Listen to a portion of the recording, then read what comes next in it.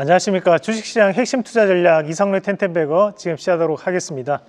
자, 오늘 준비한 내용은 이 스테이블 코인 관련된 내용 한번 준비를 해봤습니다. 오늘 시장에서도 크게 급락세를 좀 보이고 있는 그런 양상들이 나타나면서 증권사들의 레포트도 대부분 다 매도에 대한 이슈로 많이 좀 잡혀가지고 그런 레포트들도 많이 나오고 있습니다. 사실 이제 그거와는 별개로 우리가 이 스테이블 코인 관련된 부분 자체는 앞으로도 이슈는 꾸준하게 지속될 수 있다고 저는 판단하는 바, 최근에 이제 가상자산 3법에 대한 부분 자체가 부결되었습니다. 그러면서 다시 한 번 더 트럼프 대통령이 재상장하겠다라는 얘기를 밝힘으로써 거기에 따른 또 다시 한번 저는 기대감이 작용할 수 있다고 보고 여기에 따른 부분 말씀을 드리도록 하겠습니다. 사실 오늘 스테이블 코인 관련된 기업들이 오르는 것은 아니죠. 오히려 빠지는 양상들이 나타나는데 시장은 이렇게 이제 낙폭과대에 대한 저가 매수가 상당히 유입되는 시장 분위기거든요. 오늘 시장에서도 제약바이오 대부분 종목군들이 강하게 오르고는 있지만 최근 들어서 가장 부진했던 섹터가 또 제약바이오였기 때문에 저는 이런 스테이블 코인 관련된 부분에서 개념 정리가 좀 더 필요하지 않나라는 말씀을 드리도록 하겠습니다. 자, 우선 이제 스테이블 코인이 뭐인지를 제대로 모르시는 분들이 대부분이실 것 같아요. 이 스테이블 코인과 디지털 화폐 그리고 이제 비트코인에 대한 부분을 우리가 좀 구분해서 생각을 하실 필요가 있습니다. 우리가 이제 이 스테이블 코인이라는 것은 우선은 암호화폐, 우리가 이제 블록체인 기술을 활용한 암호화폐에 대한 일종이다. 이렇게 먼저 구분을 하실 필요가 있습니다. 그러면 우리가 아는 암호화폐 가장 여러분들이 대표적으로 알 수 있는 것이 이제 비트코인이 되겠죠.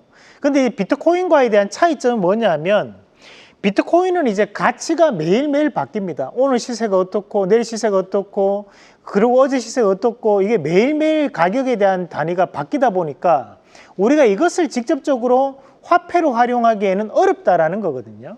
그렇다 보니 이제 암호화폐에 대한 기술을 이용해서 우리가 정말 화폐로 쓸 수 있는 기술을 가지고 있는 화폐를 하나 만들어야 되는데 그게 이제 스테이블 코인이라고 보시면 됩니다. 그래서 스테이블 코인 같은 경우에는 가치가 고정되어 있는 코인을 얘기한다고 보시면 되는데요. 그럼 여기서 또 궁금한 게 또 생기죠.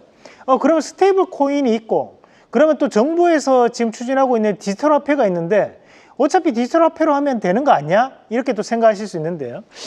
우리가 이제 디지털 화폐 같은 경우에는 블록체인 기술을 사용해도 되고 사용을 안 할 수도 있고 이거죠. 그냥 디지털 자산으로서에 대한 화폐에 대한 역할을 할 수 있는 것이 그냥 디지털 화폐일 뿐입니다.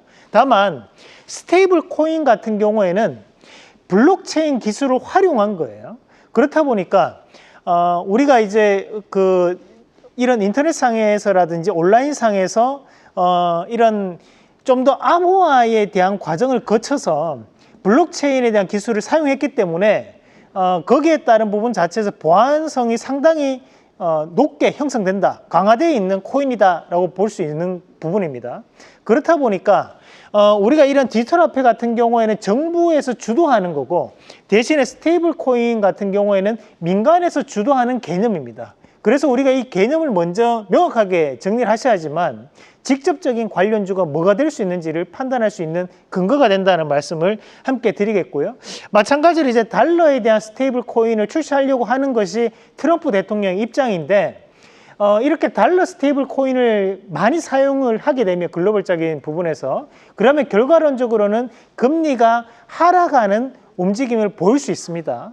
그렇게 된다면 우리가 현재 트럼프 대통령이 추진하고 있는 금리 인하에 대한 방향도 상당 부분 밀접하게 드러날 수 있다. 후반기에도 다시 한번 더 이런 달러화 스테이블 코인에 대한 얘기가 좀 더 확대될 가능성이 있다라는 전제로 말씀을 드리도록 하겠습니다.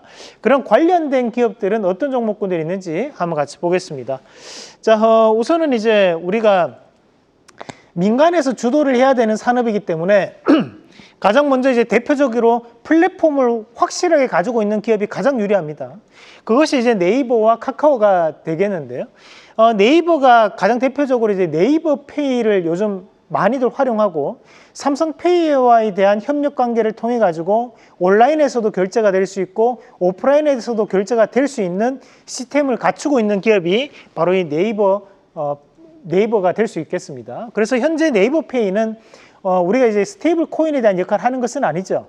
우리가 블록체인 기반에 대한 암호화폐가 아니기 때문에, 다만 이제 이런 플랫폼을 구성하고 있는 기업이기 때문에 가장 빠르게 이런 이제 스테이블 코인화가 되지 않을까라는 디지털 자산에 대한 활성화 기대감이 주가에 반영되고 있다라고 볼 수 있는 거고, 자, 카카오페이도 마찬가지입니다. 우리가 카카오페이를 통해 가지고 뭐 친구들한테 선물하기를 한다든지, 또는 이제 송금 서비스를 한다든지, 또는 결제 서비스를 한다든지, 이런 부분들을 많이 활용하고 있는데, 여기에 따른 부분 자체에서 우리가 암호화를 한다면 좀 더 보안이 강화되는 측면이 나타날 수 있다는 관점으로 이런 카카오페이가 관련된 기업으로 평가를 받을 수 있는 기업입니다.